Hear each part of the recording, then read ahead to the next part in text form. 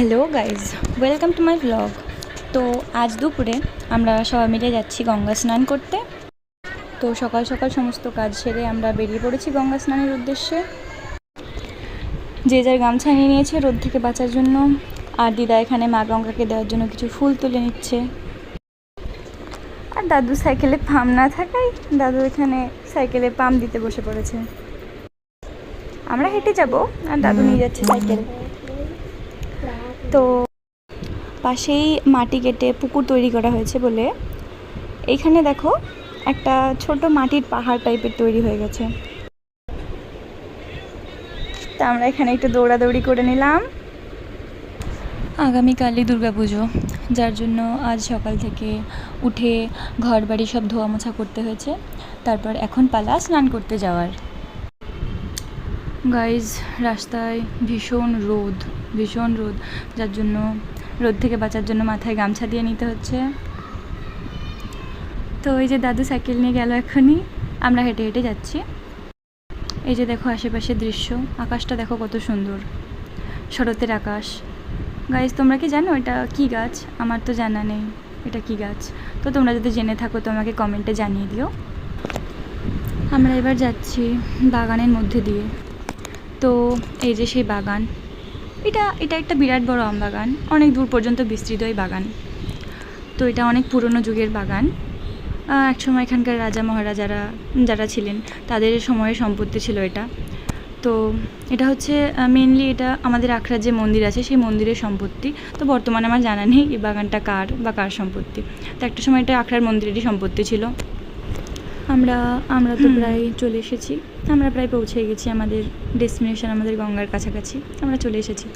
তো এই যে গঙ্গা নদী, তো এখানে নেমে পড়েছে ভাই বোন স্নান করতে। এই যে দেখো কত সুন্দর গঙ্গা, কত বড়। আকাশটা দেখো কি সুন্দর আকাশের দৃশ্য, ওয়াও। এটা হচ্ছে আমাদের গঙ্গা নদী, মানে আমাদের ভাগীরথী। তো এই গঙ্গা নদীতে সবসময় জল থাকে, এতে কখনো জল শুকায় না। সে শীতকাল হোক, শীত গ্রীষ্ম বর্ষা, যে কোনো টাইম এই গঙ্গায় জল থাকে। আমাদের স্নান করা হয়ে গেছে, এবার আমরা যাচ্ছি শিব মন্দির। তো ওই যে দিদা মাথায় ঘটি করে গঙ্গার জল নিয়ে আসছে, এই জলে আমরা শিব মন্দিরে গিয়ে ঢালবো। চলো যাই শিব মন্দির। হ্যাঁ, এই যে পাশে যে দুটো গাছ দেখছো, যখন শ্রাবণ মাসে সবাই আসে তখন এই দুটো গাছে সবাই জল ঢালে। তো এখন গাছগুলোর পাশে বেশ ঝোপঝাড় জমা হয়ে গেছে। এখন বর্ষাকাল, এখন চারিদিকেই জঙ্গল। তো বাগানে কিন্তু এতটা জঙ্গল প্রথমত ছিল না। আর এই যে মন্দির চলে এসেছি আমরা, মন্দিরে সবাই যে যার জল ঢালাতে ব্যস্ত। এই যে এখানে হচ্ছে যে বটগাছে একটা শিবলিঙ্গ আছে, যেটা মাটির তল থেকেই উঠেছিল। তো এখানেই সবাই জল ঢালে। এই যে দিদা জল ঢালা হয়ে গেছে, দিদা প্রণাম করছে। এই যে এখানে পরপর 4টে শিবলিঙ্গ রয়েছে, যেখানে যে শিবলিঙ্গগুলোতে জল ঢালা হয়। তো আমাদের যত রকমের পুজো, মানে শিব পুজো বা শিবরাত্রি বা ষষ্ঠী পুজো, যা সমস্ত পুজো হয় সেসব পুজোগুলো কিন্তু এই মন্দিরে এসে করা হয়। মন্দিরের মধ্যে অবস্থিত এই বিরাট পাকুড় গাছটিকে বাঁধানো হয়েছে, যেখানে মানুষজন সব বসে থাকে, মাঠে ঘাটে কাজ করে এখানে এসে বিশ্রাম নেয়। এই যে গাছটিকে বাঁধানো হয়েছে, এই যে গাছে অনেকগুলো সুতো বাঁধা আছে।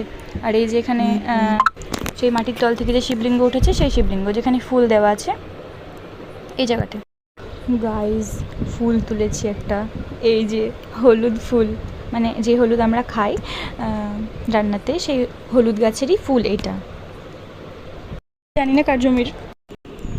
তো আজকের মতো এই পর্যন্তই, দেখা হচ্ছে নেক্সট ভিডিওতে। টাটা, সবাই ভালো থেকো।